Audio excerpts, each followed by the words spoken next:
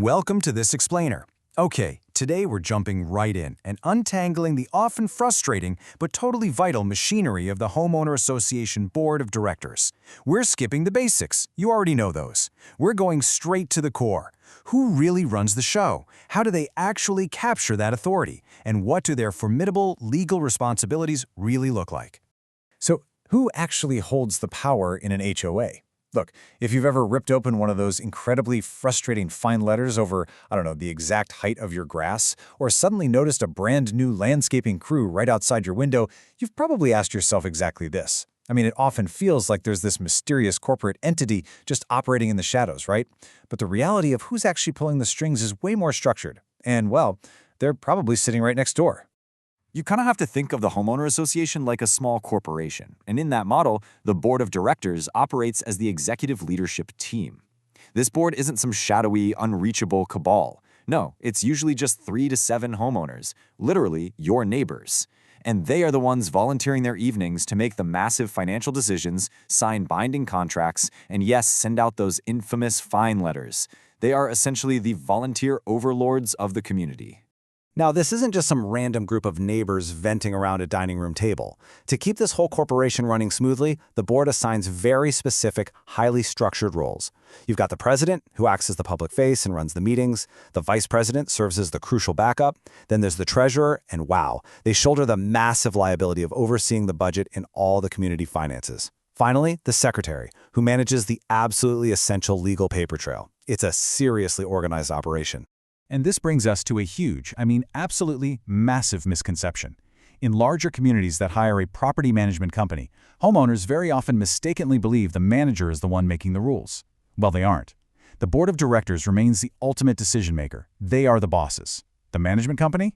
They're just the paid professionals who execute the board's will. Collecting the fees, scheduling repairs, and physically putting the stamps on those letters. But make no mistake, the volunteer board still pulls every single string. Okay, so we know exactly who the bosses are, but how do they actually land this powerful and honestly pretty thankless job? You don't just magically go from being a regular homeowner to an executive leader overnight, and it definitely doesn't happen by appointment. There is a very specific path to power here, and it revolves entirely around the intricate, sometimes fiercely contested HOA election process. The ultimate playbook for these elections lives directly in a community's bylaws, and the whole process is kind of like a journey. First up is eligibility and nomination. To even throw your hat in the ring, you've got to actually own property there. And usually you can't be dodging your dues or harboring active violations.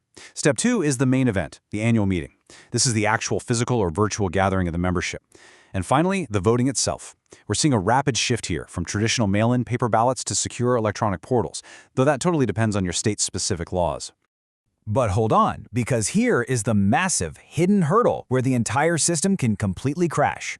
The quorum. A quorum is simply the minimum number of people or votes legally required to validate an election.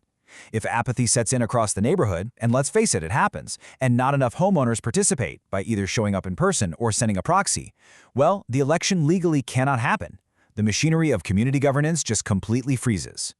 In this system, community apathy isn't just unfortunate, it is literally the absolute enemy of the HOA. So, once elected, how long does that power actually last? Surprisingly, board terms are quite short. They typically last just 1 or 2 years. However, there's a pretty major catch here. Because finding willing volunteers is notoriously difficult, members can usually run for re-election indefinitely. And this dynamic? It creates a fascinating double-edged sword. On one hand, you get a board made up of highly experienced, knowledgeable directors. But on the other hand, it can easily lead to a group of neighbors who become deeply, sometimes stubbornly, entrenched in their positions of power. Now, taking that seat at the executive table represents a fundamental shift in reality. It's what we call the heavy crown. The moment a homeowner is elected, they aren't just the friendly neighbor waving from the driveway anymore. Actually, scratch that. They might still wave, but legally, they undergo a profound transformation. They take on a professional, corporate mantle that carries massive and sometimes very personal liability. This is the single most critical concept in all of community governance: fiduciary duty. It is the strict, legal obligation to act in the best financial interest of the entire community, even if it actively conflicts with your own personal wishes or hurts your own wallet. For example, a board member cannot vote against a desperately needed, highly expensive roof repair just because they personally don't want their own dues to go up. It's a heavy legal burden. Failing to uphold it doesn't just make your neighbors angry, it actively invites legitimate, incredibly costly lawsuits against the board members themselves. Which brings us to the ultimate, absolutely unavoidable reality check from our source material today. In an HOA, the people who show up are the ones who rule. It's a stark, painfully honest summary of hyperlocal governance. The board is the boss, they shoulder the massive fiduciary duty, and they make all the hard financial decisions. But they only secured that sweeping authority because they participated. The entire system, from making quorum to passing budgets, rests entirely on a foundation of people simply deciding to show up. We've seen the immense power these volunteer overlords hold. We've busted that big myth about the property management company, and we've weighed the really heavy crown of fiduciary duty. If the people who show up are the ones who rule, I'm going to leave you with this provocative thought.